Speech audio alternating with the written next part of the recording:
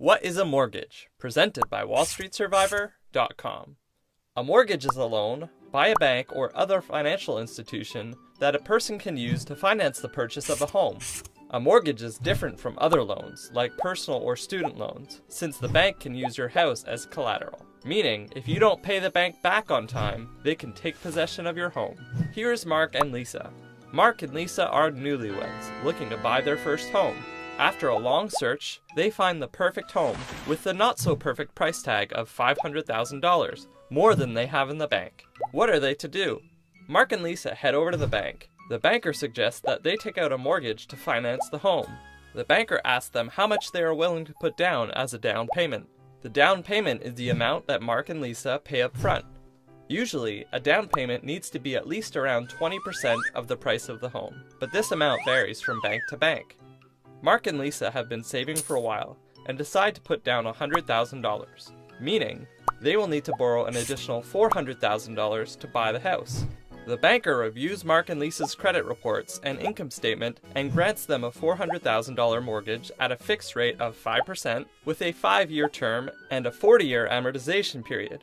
That means Mark and Lisa must pay a 5% interest rate to the bank per year. The fixed 5-year term means Mark and Lisa are locked into this rate for 5 years, regardless of whether the interest rates go up or down. Conversely, they could have taken a variable or floating rate, which goes up and down with the interest rates. Fixed rates are considered to be the safer choice, but are often a little more expensive than variable rates. The amortization period is the length of time Mark and Lisa will take to pay off the loan and own their home entirely. So, with monthly interest and principal payments, they will be the sole owners of their home in 40 years. The advantages to taking a mortgage should be pretty clear.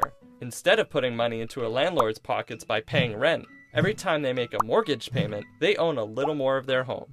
Currently, the house is split between equity, what Mark and Lisa own, and debt, what the bank owns. Every time they make a payment, they turn some of their debt into equity. Also, Mark and Lisa could make a nice profit if the value of their home appreciates.